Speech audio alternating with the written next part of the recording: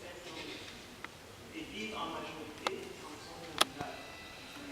En faveur des personnes âgées, notre gouvernement a entrepris quelques actions qui sont, par exemple, la lecture de la Constitution de notre pays, qui est en faveur des personnes âgées, la protection des personnes âgées. La création d'une direction de protection sociale des personnes âgées dans notre ministère des Affaires sociales, le ministère technique. L'élaboration du document de politique nationale sur les personnes âgées ainsi que leur formation. La participation pour la première fois aux travaux du Open Ended Working Group, la dernière session du pays. Le Cameroun a été représenté, et ça c'est la première fois dans l'histoire, et a délivré un statement en faveur des travaux qui se font en faveur de la Convention des droits des personnes. Nous avons aussi la prise en charge de personnes âgées dans certains domaines. Nous n'allons pas avoir la prétention de tout citer ici, mais force est de remarquer que quelques actions sont entreprises par le gouvernement, d'après notre travail de campagne, mais beaucoup reste à faire. Or, nous les personnes âgées, nous voulons vivre en dignité, nous voulons vivre autonomes et indépendants, et jouissant de tous nos droits. Nous en appelons déjà ici à la nouvelle convention de l'ONU sur les droits des personnes âgées. Nous appelons à supporter cette convention et la ratification du protocole sur les droits des personnes âgées. Bon, maintenant, les personnes âgées en général ne veulent plus la discrimination et l'agisme. Je vais maintenant entrer dans le vif de ce sujet, les femmes âgées au Cameroun. La maltraitance des femmes âgées au Cameroun. Les femmes âgées sont effectivement âgées à partir de 60 ans et leur nombre actuel est de 634 342 contre 601 1162 en ce qui concerne les hommes, vivant pour la plupart dans les zones rurales. Ce nombre va calmement, comme jamais dans l'histoire planétaire, et ce sera de plus en plus marqué ici, comme tout pays en développement. Quand je dis ici, c'est-à-dire les femmes âgées sont en majorité de grève, bien sûr. Elles sont plus nombreuses et plus vulnérables que les hommes âgés, car au problème de genre s'ajoute la vieillesse et la pauvreté qui se sont féminisées. C'est-à-dire que les femmes sont de plus en plus pauvres, les femmes âgées. Bon. Maintenant, nous allons voir les femmes âgées comme actrices de développement. Malgré leur extrême vulnérabilité et leur maltraitance, les femmes âgées sont de grandes actrices du développement. Même si leurs grandes contributions ne sont pas toujours prises en compte et payées. Par exemple, elles s'occupent des enfants pour que les jeunes puissent aller. Elles encadrent les orphelins. C'est toujours elles, ces femmes âgées, qui s'occupent de toute la famille. Malgré tout, nous sommes violentés, parce que je suis une femme âgée, nous sommes abusés, négligés, et nous ne sommes pas visibles dans les recherches et les discussions concernant les violences faites aux femmes, ni dans l'implémentation des objectifs de développement durable. Pourtant, les femmes âgées comptent, nous on compte. Voilà ce que nous voulons maintenant, c'est maintenant. Nous voulons une couverture sociale complète de la protection sociale et de la sécurité sociale, y compris les socles. Nous voulons que soit affirmé le support. Mon pays déjà a donné son support du UN Convention on the Rights of Older People, mais nous demandons que ce support soit réaffirmé lors de la prochaine séance en avril prochain. Mais en attendant, le gouvernement a déjà envoyé ses inputs. Nous voulons stopper, nous ne voulons plus qu'on nous accuse de sorcières. Nous sommes toujours accusés de sorcières. Nous voulons mener nos études, l'éducation de longue durée pour nous permettre d'avoir du travail et d'avoir aussi de bons salaires. Nous voulons qu'on prenne en compte l'existence des femmes âgées, qu'on nous prenne en compte dans les programmes de violence faites aux femmes. Nous voulons que nos préoccupations soient prises en compte dans l'implémentation des objectifs de développement durable. Et la reconnaissance de notre contribution au développement, nous insistons qu'on supprime les contraintes traditionnelles et coutumières du veuvage et qu'on instaure la santé universelle et le palliative care pour nous toutes.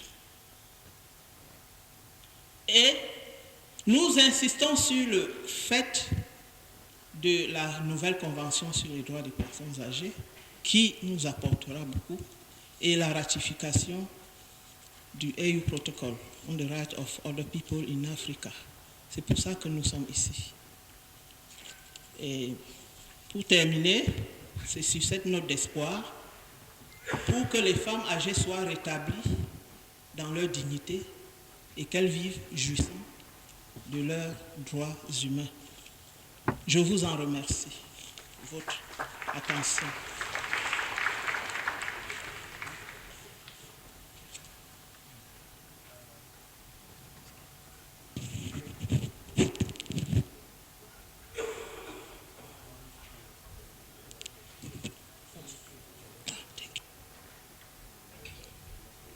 Thank you very much. Merci infiniment, Paulette, pour la passion qui vous anime et le fait que vous ayez exprimé très bien vos préoccupations par rapport aux personnes âgées et surtout concernant les femmes âgées au Cameroun. Paulette nous a décrit de façon succincte le fait que les femmes âgées au Cameroun sont victimes de beaucoup d'abus. Les femmes âgées au Cameroun sont invisibles. On ne fait pas quart d'eux. Or, ces personnes contribuent beaucoup aux activités de la famille. Elles sont exclues même des ODD, c'est-à-dire l'agenda de 2030 où on dit ne laisser personne à la traîne. Et ces femmes sont laissées à la traîne, j'allais dire.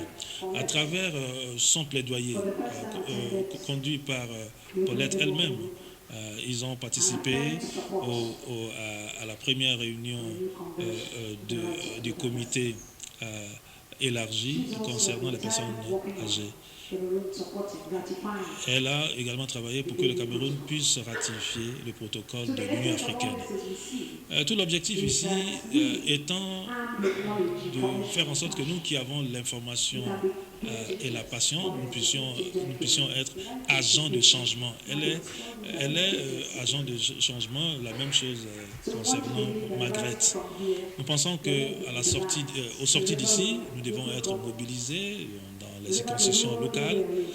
Quelle que soit la municipalité où nous sommes, nous devons aller à l'information pour faire la différence. Merci infiniment à Paulette pour le travail que vous abattez. Merci à Elijah et Margaret pour rendre visibles les questions relatives aux personnes âgées.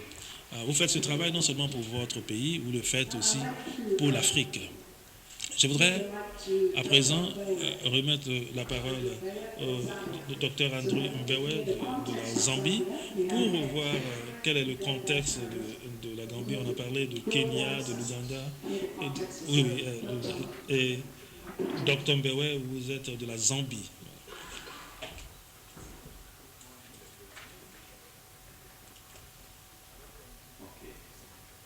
Good morning, everyone. Bien. Bonjour à tous, mesdames et messieurs, et des personnes âgées.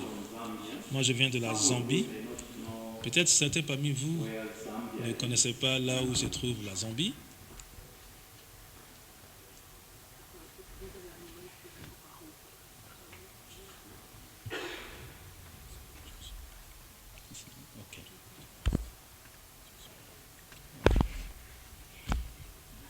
Sorry, I'm from Eru.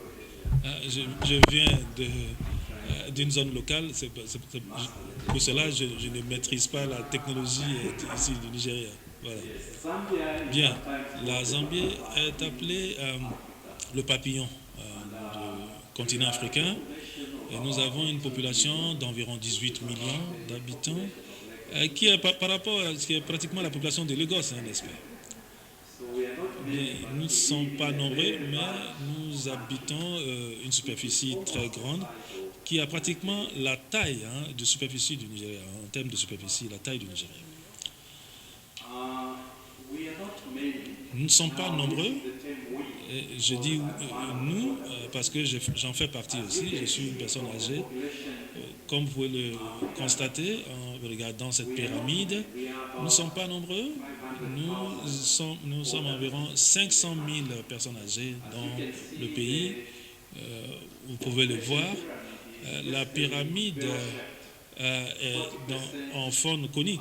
Vous voyez, 40% sont les enfants, c'est-à-dire les enfants de moins de 18 ans. Et vous voyez la différence quand on se compare aux États-Unis où nous avons plus de personnes âgées.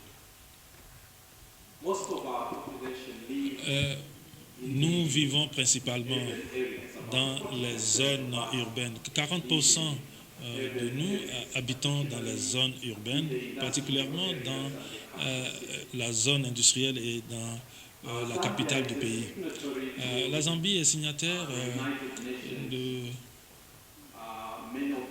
des différents instruments, des conventions et des déclarations des Nations Unies. Et de ce fait, nous lions cela aux droits de l'homme qui ont été déjà déclarés par les Nations Unies. Nous en sommes signataires. Mais malgré l'existence sur papier, j'allais dire, des droits de l'homme